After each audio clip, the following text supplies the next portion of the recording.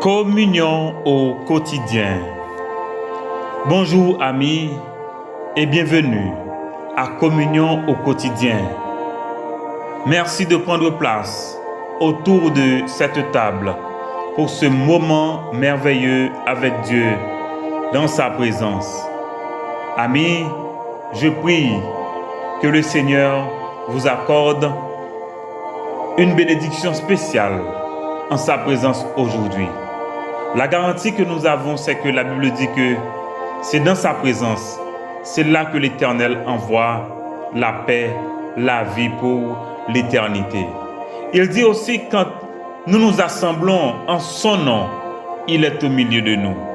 Et s'il est au milieu de nous, c'est qu'il nous bénit et il nous sanctifie. Et la parole de Dieu nous dit, si entre-temps, tandis que nous sommes en sa présence, nous lui demandons quelque chose, la Bible dit, il nous l'accorde.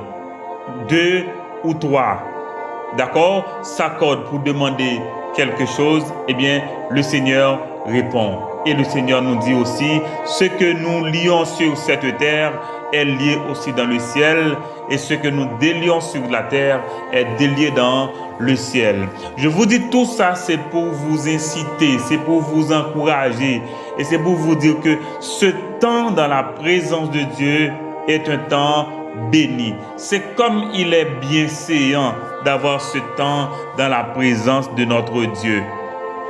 Voilà, amis, nous sommes en train d'étudier le leadership expérientiel. Le leadership expérientiel. Et pour ce faire, nous considérons la deuxième épître de Paul aux Corinthiens. Eh bien, mais pourquoi l'étude du leadership expérientiel? D'abord, c'est pour apprendre le leadership à l'école de Paul. Paul qui est un champion dans le leadership expérientiel. Aussi, nous voulons vous encourager à vous engager avec le Seigneur. C'est comme il est bon, comme il est doux. La Bible dit que son fardeau est léger. Son fardeau est léger. Et la troisième raison, c'est pour qu'ensemble, amis, nous puissions vraiment nous épanouir, ok, dans notre croissance, ok, dans la connaissance de la parole de Dieu, mais aussi dans l'utilité au niveau de l'œuvre du Seigneur. Voilà tout le paquet pourquoi nous sommes en train d'étudier le leadership expérientiel. Voilà, amis. Dans la dernière sortie, nous avons regardé ensemble le but du leadership expérientiel, à savoir la réconciliation. Eh bien, nous avons regardé ensemble comment la Bible dit, eh bien, non seulement que Jésus-Christ nous a réconciliés avec Dieu, il est le pont qui nous réconcilie avec Dieu, mais ce qui est intéressant, c'est de réaliser combien que Dieu nous transforme aussi en des ponts. C'est-à-dire que à travers nous, nous sommes devenus ses ambassadeurs. À travers nous, eh bien, d'autres personnes peuvent se réconcilier avec Dieu. Et la fin de ce numéro, c'était que vous soyez réconciliés avec Dieu. Voilà, l'appel à la réconciliation constitue le but du leadership expérientiel. C'est-à-dire ce pour lequel nous sommes appelés à exercer le leadership expérientiel, c'est dans le but de travailler pour la réconciliation avec Dieu. La Bible dit que la réconciliation avec Dieu est déjà disponible à travers le sacrifice du calvaire. Mais tout un chacun doit dire oui à Dieu, pour sceller la paix avec le Créateur, pour sceller la paix avec le Dieu providentiel, pour sceller la paix avec celui qui pourvoit, avec celui qui pouvoir. Et la Bible dit enfin, Jésus-Christ qui n'a jamais commis de péché, il est devenu péché pour nous. Mais pourquoi? C'est afin que nous devenions justice de Dieu. C'est-à-dire que comme croyants, nous sommes appelés justice de Dieu. Nous sommes la justice de Dieu. C'est pour vous dire vraiment, amis, nous avons intérêt à réaliser qu'il est bon, qu'il est bienséant de nous engager avec le Seigneur comme ses ambassadeurs, oui, pour son royaume. Non seulement qu'il nous réconcilie, Jésus nous réconcilie avec Dieu, mais aussi le ministère de la réconciliation nous est attribué, selon qu'il est dit dans la Bible, de faire des disciples. Faire des disciples signifie que, eh bien, nous avons désormais la même tâche que le Seigneur Jésus, et aussi ce qui est important, c'est de réaliser le pouvoir que le Seigneur nous donne, le pouvoir que le Seigneur nous donne. À ce moment, tout ce qui s'intègre dans la famille de Dieu est devenu aussi disciple de Jésus-Christ. Autrement dit, comment vous imaginez des ambassadeurs qui intègrent d'autres ambassadeurs? C'est-à-dire que Dieu nous donne plein pouvoir, parce qu'à chaque personne qui est enrôlée dans le disciple-là, à chaque personne qui vient à Christ, vous imaginez, par l'entremise de notre prédication, certainement sous la puissance du Saint-Esprit, eh bien voilà, cette personne est aussitôt transformée en un ambassadeur aussi pour Dieu. Gloire soit rendue à Dieu. Gloire soit rendue à lui. Eh bien voilà, ce matin, nous allons regarder ensemble le prix du leadership expérientiel. Quel est le prix? Quel est le prix à payer? Quel est le prix du leadership expérientiel? Nous allons voir ça maintenant dans le 6e chapitre de 2 Corinthiens et nous allons considérer les 10 premiers versets. Considérons, amis, ensemble ce passage. Voilà ce qui est dit dans la Bible. Il est dit, puisque nous travaillons avec Dieu, en tant qu'ambassadeur, bien sûr, nous vous exhortons à ne pas recevoir la grâce de Dieu en vain. Car il est dit, au temps favorable, je t'ai exaucé, au jour du salut, je t'ai secouru. Voici maintenant le temps favorable, voici maintenant le jour du salut. Verset 3. Nous ne voulons scandaliser personne en quoi que ce soit, afin que le ministère ne soit pas un objet de blâme. Verset 4. Mais nous nous rendons recommandables à tous égards, comme serviteurs de Dieu, par beaucoup de patience, dans les tribulations, dans les calamités, dans les détresses, sous les coups, dans les prisons, dans les séditions, dans les travaux, dans les veilles, dans les jeûnes. Au verset 6, il est dit, par la pureté, par la connaissance, par la longanimité, par la bonté, par l'Esprit Saint, par un amour sincère, par la parole de vérité, par la puissance de Dieu, par les armes offensives et défensives de la justice. Au verset 8, au milieu de la gloire et de l'ignominie, au milieu de la mauvaise et de la bonne réputation, étant regardé comme imposteur, quoique véridique, comme inconnu, quoique bien connu, comme mourant, et voici nous vivons, comme châtié, quoique non mis à mort, comme attristés, et nous sommes toujours joyeux, comme pauvres, et nous en enrichissons plusieurs, comme n'ayant rien, nous possédons toutes choses. Voilà, amis, le prix du leadership expérientiel. Regardons avec moi, amis. Ailleurs, en Jean chapitre 7, le verset 38, Jésus-Christ avait fait une déclaration importante quand il a dit « Celui qui croit en moi, des fleuves d'eau vive couleront de son sein. » Ainsi, le croyant est transformé en une source pour abreuver d'autres personnes. C'est un indice important de la productivité chez le croyant. Il est encore plus évident pour le leader spirituel, pour le leader expérientiel. Eh bien, comme ça, amis, Paul a tiré attention nous sur deux éléments fondamentaux, caractéristiques de la grâce productive. Amis, la grâce productive. Vous pouvez répéter ça, la grâce productive. D'abord, le fait de ne pas promouvoir ni entretenir le mal. Et ensuite, si vous voulez, de préserver l'image du ministère. Alors, deux choses importantes, caractéristiques de la grâce productive que Paul souligne dans ce passage. D'abord, on ne fait pas de promotion pour le mal. Pas de promotion pour le mal. Mais aussi, et en revanche, on préserve l'image du ministère. Amis, bien souvent, c'est comme si il y a un blocage qui est constitué pour empêcher croissance, pour empêcher la productivité de la grâce en nous. À Corinthe, le légalisme n'a jamais baissé les bras. Et aussi, les fausses doctrines en vogue à Corinthe, les faux docteurs étaient toujours là pour prêcher un salut par les œuvres. Eh bien, Paul, clair avec croyants corinthiens, pour dire, le moment c'est maintenant.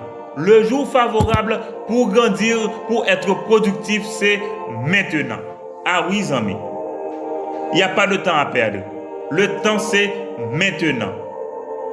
Mais aussi, scandaliser les autres, c'est faire la promotion du mal. Ceux qui ne profitent pas non plus au ministère. Eh bien, la vérité est que chaque croyant se doit de protéger l'image du ministère. Donc, c'est ne rien faire pour discréditer le ministère. Alors, je vous rappelle, les deux éléments qui constituent la grâce productive, c'est d'abord ne pas promouvoir le mal et ensuite préserver l'image du ministère. Mes amis, ça pour nous considérer, c'est que le prix du leadership expérientiel, au Paloué, c'est comme une sorte de persévérance au milieu des difficultés, de la persécution de toutes sortes. On regarde ensemble, amis. À partir du verset 4, l'apôtre Paul parle introduire nous dans un monde côté que lui-même lui fonctionne, côté que lui-même lui vive. Nous parlons rapidement, amis. D'abord, remarquons bien, je vous parle du prix du leadership expérientiel. Maintenant, regardons le champ d'expérimentation. Dans quel champ œuvrons-nous, amis? D'abord, remarquez, Paul dit, nous sommes recommandables comme serviteurs de Dieu. Et en cela, Paul se recommande à tous. Dans sa persévérance, Paul faisait face aux épreuves de toutes sortes.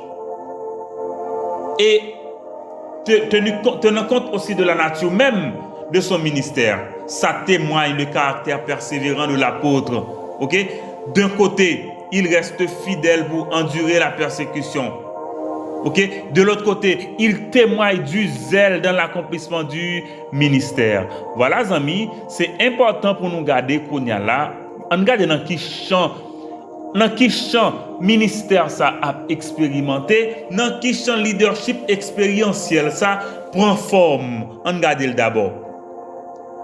D'abord, en face des persécutions, des circonstances exceptionnelles de toutes sortes, des circonstances qui viennent de l'extérieur, eh bien, en cela, Paul développe la patience. C'est comme si les situations sorties dehors pour venir jouer nous, Paul dit, mais il n'y a pas l'autre sens, c'est patience.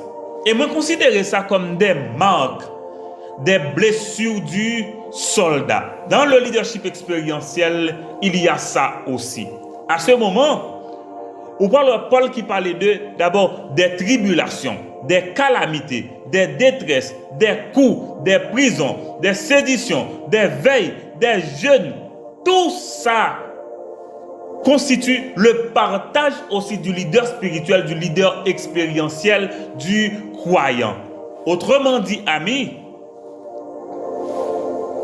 le leadership expérientiel n'est pas un long fleuve tranquille. Comme Moun t'a dit, dans le cadre de dicton. OK, c'est pas un long fleuve tranquille, li bouleversé, li bouleversant parce que ami, ou a frappé les portes de l'enfer, ou a prendre moun que l'ennemi est destiné à l'enfer pour inviter à Christ. Mais comment vous voulez?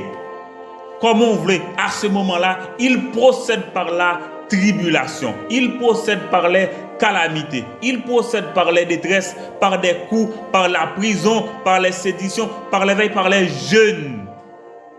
Comprenez, amis? Paul arrivé en Macédoine. En Macédoine. À Philippe. Problème. Ou imaginez, nous sommes une boutique religieuse là. Et dans le chapitre 16 là, dans l'Acte des Apôtres, côté que Paul a dans la maison de prière là, et puis une dame qui a suivi, qui a plaidé ironiser, qui a plaidé invectiver, qui a passé dans la bêtise. Et elle réalise que dame ça, son monde qui possède, qui a un mauvais esprit. Paul justement retourné, menace mauvais esprit au nom de Jésus. Et mauvais esprit quitte elle. Mais c'est après Paul a réalisé que c'était une boutique religieuse. Parce que propriétaire esclave ça, son boutique yo gagne, oui parce que yo croit que dame ça son monde qui a prédire l'avenir. C'est pas de l'argent, non monsieur a qu'on ramasse à partir de ça. Vous comprenez ça? Ça va le faire, vous va le mettre Paul en prison avec Silas, vous va le battre, bien battre. Mais mes amis, vous imaginez? Un bienfait accordé, mon nan te possédé, li exorcisé, mon nan capable de réintégrer société. Pour vous penser son bagage facile comme ça? Non. Eh bien, Paul a connu toutes ces misères. Et à ce moment-là, il a été battu de verge. Et je crois que c'est là qu'il a reçu les 40 coups moins 1. Il a connu la prison. Il a accusé injustement. Il est obligé, des fois, il n'a pas qu'à dormir. Des fois, il n'a pas qu'à dormir. Eh bien, amis, Paul dit, dans mi-temps persécution, nous besoin de gagner patience. Dans mi-temps persécution, nous besoin pour nous gagner patience. Voilà, amis, vous comprenez? Ça veut dire, le leadership expérientiel coûte. Ah oui, ça coûte, amis. Ça coûte. Et vous ne pouvez pas courir aux premières difficultés, non? Comme dire, mais ça yo dit, mais ça un tel dit, un tel pas bon Dieu, amis. Un tel pas bon Dieu, un tel pas capable de rester ou sous course avec bon Dieu, un tel pas capable de bloquer ou sous course avec bon Dieu. Et s'il a fait même travail avec vous, c'est encourager la encourager à progresser, c'est encourager la encourager à avancer. Mais sous qui base pour la discriminer ou pour le capable au moins retarder ou pour le capable faire camper, pour le capable faire rebousser chemin, pour le capable décourager ou sous qui base? Non, ça c'est le travail de l'ennemi. Ça c'est le travail de l'ennemi et c'est pourquoi Paul nous appelle à la patience, à la patience. Si nous sommes sérieux, Paul nous appelle à la patience. Amis, au milieu des persécutions, nous sommes appelés à être patients. Mais bien plus que ça, des fois, nous faisons face aussi à des situations internes. Et à ce moment-là, bon Dieu fait provision pour des ressources internes qui liées à l'intégrité nous. Regardez verset 6 et verset 7 là. Côté que dit, eh bien, comment on a résisté? Comment on a résisté à toute attaque ça yo ennemi a fait? Comment on a résisté? Regardez bien comment on a résisté, amis. D'abord par la pureté de nos cœurs. Par notre pureté. La Bible dit que bon Dieu sanctifie nous. Jésus-Christ sanctifie nous. Il rend nous saints déjà. Il rend nous purs déjà. Eh bien, dans le contexte ça, eh bien, il faut que nous apprenions à confesser Jésus. Confesser mon Dieu. Confesser nous tout devant mon Dieu. Et si on bagaille qui pas marché, mieux vaut le confesser à Dieu. Et c'est à ce moment-là que nous sommes encore purifiés. La Bible parle de pureté dans le cœur, nous. la connaissance aussi. C'est-à-dire que la parole de la connaissance, le fait de pouvoir en parler, le fait de pouvoir exposer la vérité pour amener des gens à la repentance, pour amener les gens à la croissance spirituelle. Ça, c'est le don de la prophétie, ok, lié à la connaissance.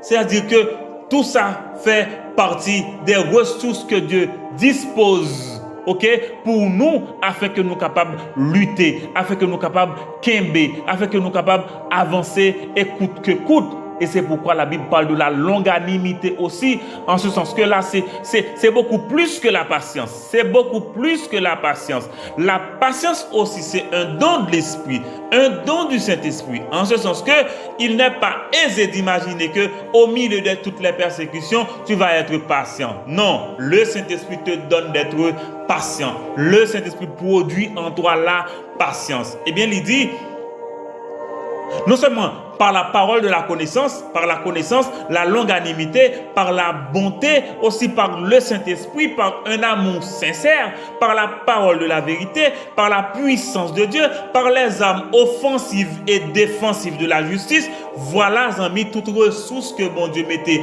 à disposition de nous comme croyants, pour nous capables d'exercer le leadership expérientiel là, pour que les résultats tout, pour que nous capables de progresser dans la marche nous avec bon Dieu, pour que nous capables utiles à œuvre bon Dieu. M'a fait un petit camper sur les armes offensives et défensives de la justice.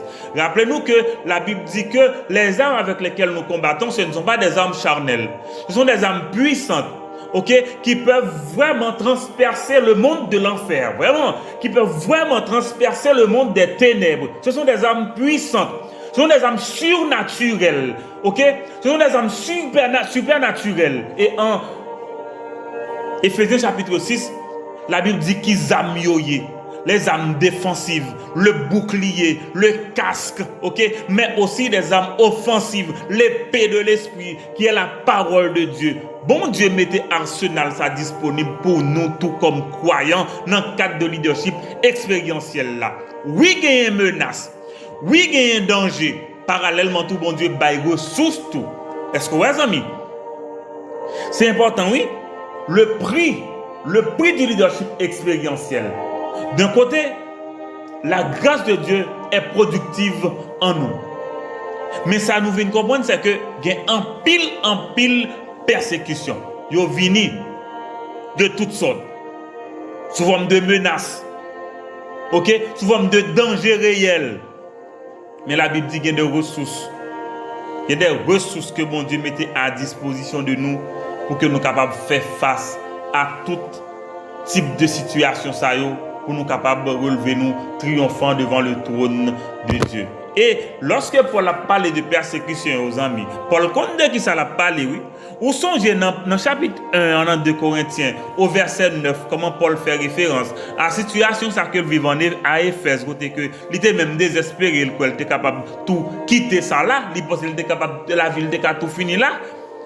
Tellement persécution, tellement menace, t'es difficile. Ou songez à la caille, juif ont fait complot pour tuer. C'est de justesse les rives sauver. C'est pas jouet, amis. C'est pas jouet. Le leadership expérientiel, ce n'est pas un long fleuve tranquille. Ça fait appel à la responsabilité. Ça fait appel aussi au risque.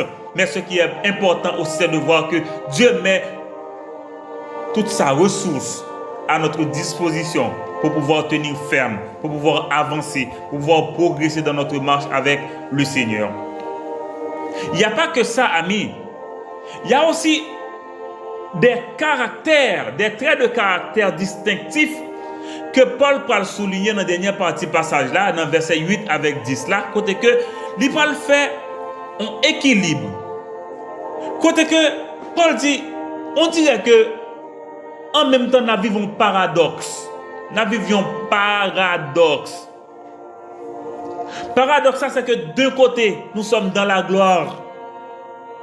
Dans la gloire avec Dieu. Dans la gloire en raison de notre espérance glorieuse. Dans la gloire en raison de notre héritage en Christ.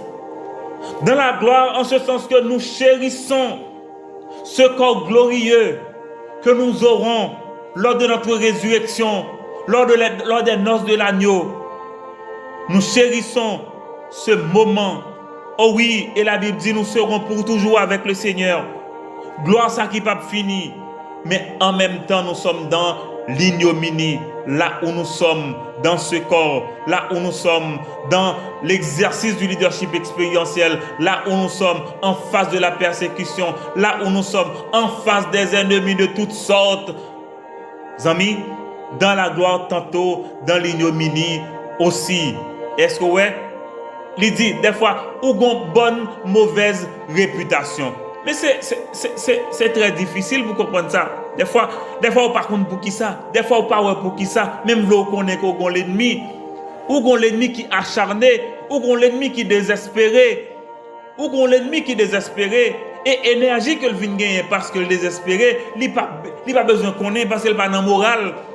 Lui-même, il n'est pas dans la moralité. Lui-même, c'est dans le frappe lié. Lui-même, il n'y a pas des armes qu'il n'est pas capable d'utiliser. Mensonge, c'est lui. Séduction, c'est lui. Toute bagaille qui n'est pas bon, c'est lui. Eh bien, la Bible dit que faut que nous restions nous-mêmes. Faut que nous restions nous-mêmes. Des fois, malgré tout effort, bon Dieu fait pour conserver réputation, pour faire ça qui est bien, ou frapper quand même. Ou frapper quand même. Parce que gagnons l'ennemi. Gagnons l'ennemi. Des fois, on vous considère comme des imposteurs. Quoique vous êtes dans la vérité. Qui intention? Qui intention? Parce que moun nan get en jugé ou. Li get en jugé ou. Avant même que t'attende ou là, il get en jugé ou. Parce que connaît intention, on va être capable bon. Ou c'est un imposteur, bien que ou dans la vérité. Quoique véridique, ou comment il est paradoxe, ils considèrent comme un inconnu. C'est comme si vous n'avez jamais existé. Et pourtant, vous avez vécu. Et pourtant, vous avez expérimenté. Et pourtant, vous avez fait œuvre qui vaille. Mais gloire soit rendue à Dieu. Bon Dieu, pas oublier ça. Bon Dieu, pas oublier ça.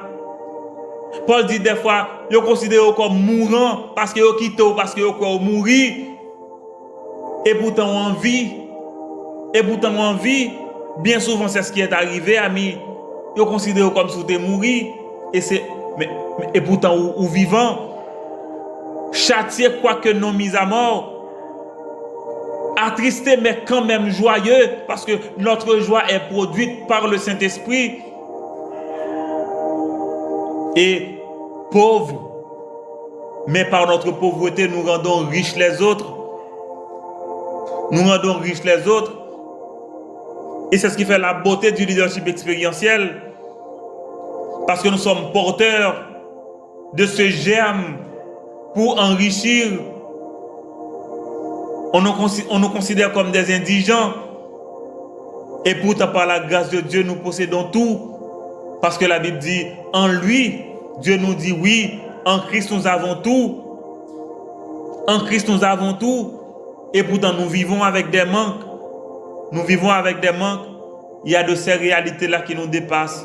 C'est pourquoi nous avons intérêt à les laisser entre les mains de Dieu. Alors amis, voilà le prix du leadership expérientiel. Ce n'est pas selon fleuve tranquille. Ce n'est pas la croisière. Ce n'est pas la croisière. Ce n'est pas la promenade, ce n'est pas la balade. Mes amis, les pour racher moun en bas dans l'enfer, c'est pas facile, non? Ou à blesser, oui. Mais ça me garantit ou blesser, c'est une marque, oui. C'est une marque, oui, distinctive. Parce que tu as combattu. Sous pas j'aime blesser, c'est qu'on pas j'aime combattre. Sous pas j'aime blesser, c'est qu'on pas j'aime bataille. Si vous ne pouvez pas affecter, c'est que vous ne pouvez pas engager. C'est vrai, oui, si vous ne pouvez pas affecter, si vous ne pouvez pas dissoudre, c'est parce que vous ne pouvez pas régler rien. Toutes les hôtels n'ont pas régler rien. Qui peut déjà me reprocher ou rien? Personne. Personne. Mais là, regardez, le leadership là a développé, regardez, quête, là, ça ne doit pas contrôler, faire remettre au chita. C'est ça lié, oui. Toute là où t'es chita, pas t'es sous un, on pas t'après gagner. Ou comme si tout le monde te dit, bon, tu n'as pas été une menace. Ou pas une menace. Mais le jour où vous campez, et puis vous rendez compte, waouh, cette croissance-là, ce développement-là qu'a fait là, vous dites, ah non, faut nous bloquer ça. Faut nous bloquer ça. Mais là, ça, si vous intelligent, vous gardez, vous dites, oh bye bye, et pour continuer à marcher avec le Seigneur. Vous continuez à marcher avec le Seigneur. En conclusion, amis, l'enfer se dresse contre le ministère, contre l'assemblée, contre les croyants. Même Darren me rappelle que la Bible dit que c'est Jésus qui a dit, je bâtirai mon église et que les portes du séjour des morts pas capables de camper contre lui. Mais en même temps, Darren me dit que oui, Jésus-Christ bâtit l'église qui est vulnérable face aux attaques de l'ennemi. Mais ma douze amis, ça n'exclut pas les persécutions, ça n'exclut pas les luttes intestines. Ok? Ça pas exclu problème, ça pas exclu difficulté.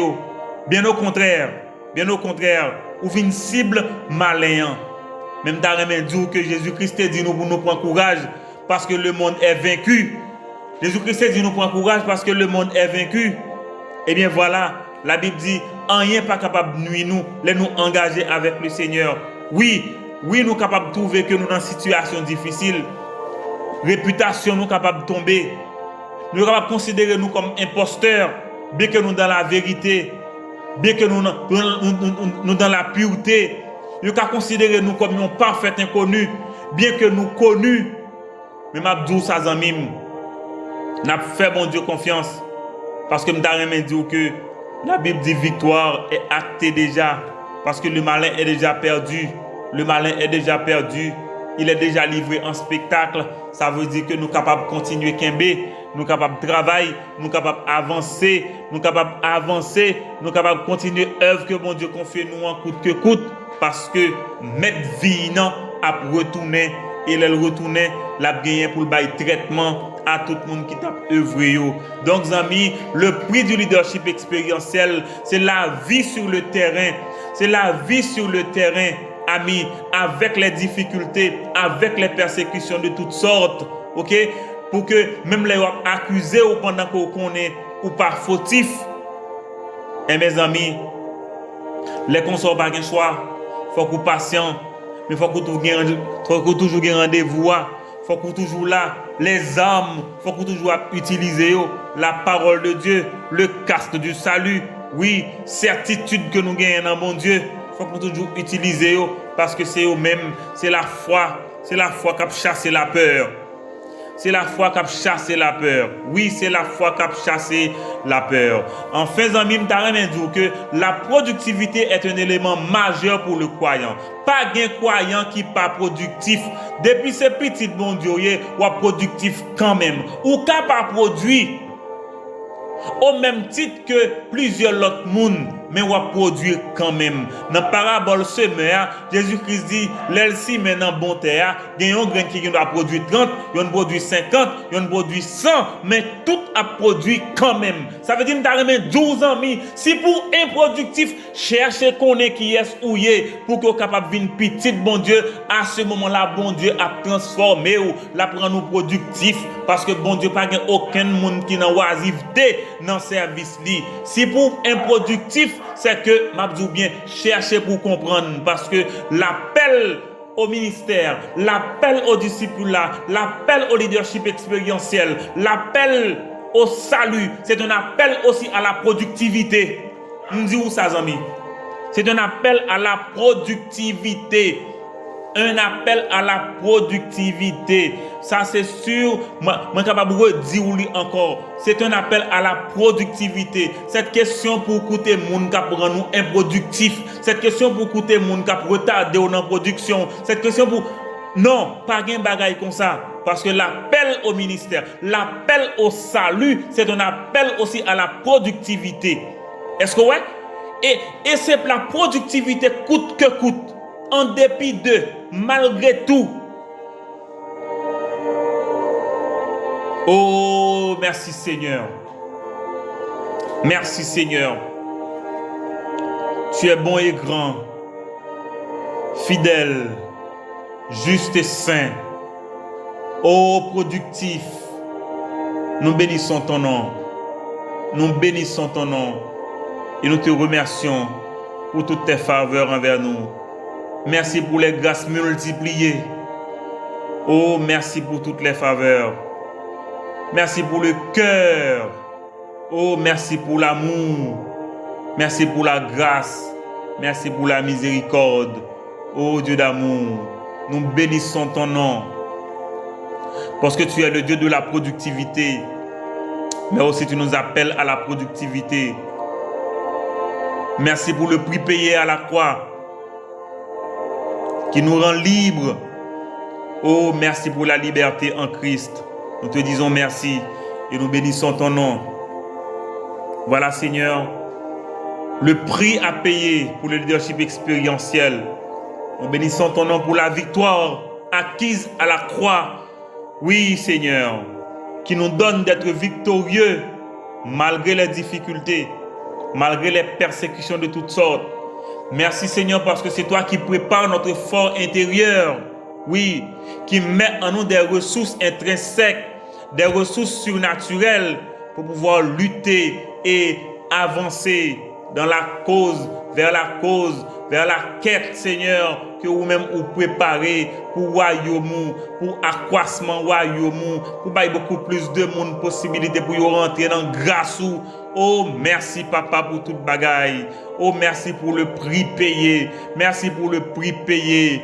Oh Père, donne aussi à tes enfants le cœur, Seigneur, d'accepter aussi, de souffrir et de payer ce prix, mais en vue d'atteindre le monde pour toi, en vue d'atteindre les cœurs pour toi. Merci pour cette faveur et cette grâce. Nous bénissons ton nom. Merci Père pour le ministère du foyer de communion. Oh, nous bénissons ton nom, Seigneur. Merci, Seigneur, pour le leadership que tu places dans ce ministère. Merci, Seigneur, pour les personnes qui fréquentent ces rencontres, ces études, ces moments de prière, Seigneur. Nous bénissons ton nom. Notre prière, c'est que tu continues de te révéler, Seigneur, à chaque cœur, que tu connectes à cet autel, que tu continues, Seigneur, d'accorder croissance, d'accorder salut. Oui, Seigneur, d'accorder prospérité à tous égards. Au nom de Jésus, en faveur de tous nos connectés. Ô Père, tu connais toutes choses, tu connais les besoins, tu connais les obstacles, mais au nom de Jésus, nous les déclarons anathème, nous les déclarons vaincus. Au nom de Jésus, pour laisser passer, pour laisser passer ce char qui transporte ta gloire, au nom de Jésus, au nom de Jésus. Oh, merci Seigneur pour tous les partenaires du ministère. Merci pour tous les partenaires, là où ils se trouvent. Nous prions que tu les gardes, nous prions que tu les bénisses, nous prions que tu fasses prospérer, Seigneur, leurs affaires. Nous prions, Seigneur, que tu gardes leur famille. Nous avons besoin de toi, Seigneur. Nous voulons prier particulièrement pour cette fin de mois qui avance. Oh Père, tu connais les exigences, Oh Père, tu connais les exigences. Oh Père, fais quelque chose. Interviens et puissamment.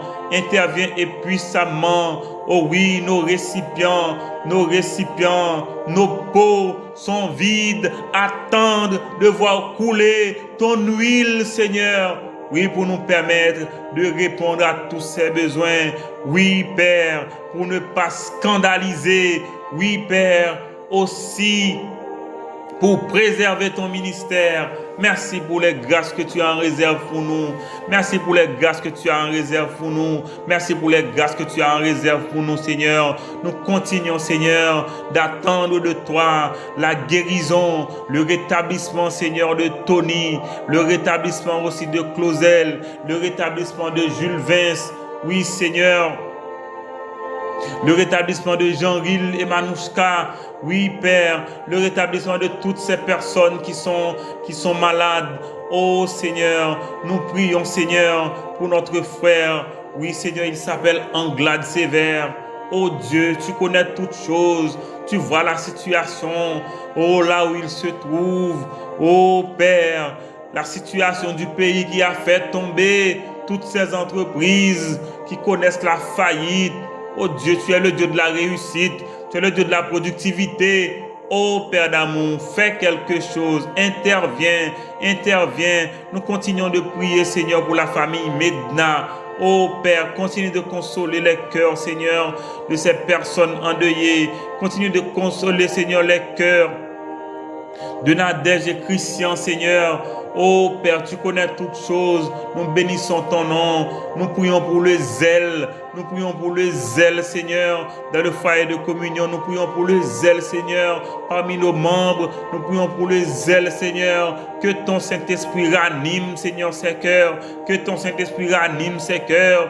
Que ton Saint-Esprit ranime ces cœurs. Et que tu nous rappelles, Seigneur, la productivité nécessaire et le prix aussi à payer, en sorte que nous capables d'être debout malgré les difficultés, pour nous capables de partir à la conquête, Seigneur, pour la cause de l'évangile. Merci pour toutes choses. Nous prions pour Madame Milouz, pour ce long trajet. Oh, nous prions pour le frère Volsi. Nous prions, Seigneur, pour toutes les personnes qui les accompagnent. Oh, Père, fais quelque chose. Accorde prospérité, accorde croissance, accorde, Seigneur, distinction, et permets que tout concourt pour ta gloire et pour ton honneur. Oh, merci Seigneur, les entreprises, les jeunes entreprises dans ce pays, les familles qui souffrent, les familles qui sont emprisonnées, les familles qui sont en captivité dans notre propre pays. Oh, Père d'amour, fais quelque chose. Les souffrances, les calamités de toutes sortes, les difficultés. Oh, tu connais toutes choses. Merci Père d'amour. Merci Père d'amour. Merci Père d'amour. Merci Père d'amour. Merci Père d'amour. Oh, que ta grâce repose sur nous. Que ta grâce repose sur nous. Et que ta grâce repose sur nous. Que ta grâce repose sur nous. Au nom et par les mérites infinis de Jésus, à qui reviennent toute gloire, toute puissance et tout honneur, dès avant tous les temps, maintenant et jusque dans l'éternité. Amen, amen et amen.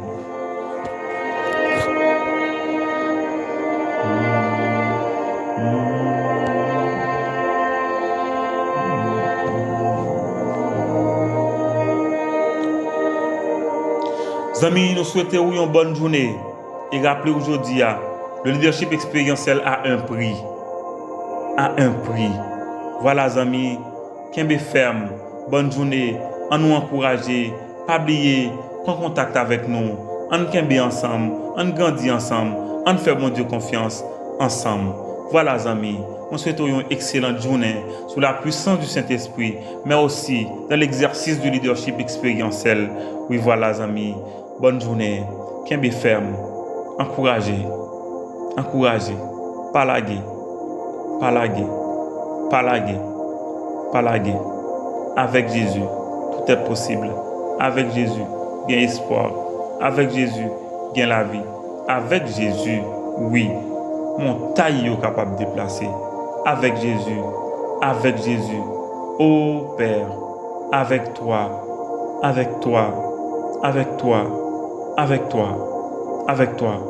au nom de Jésus.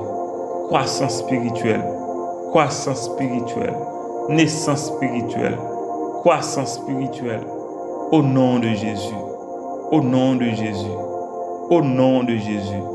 Amen, amen, amen.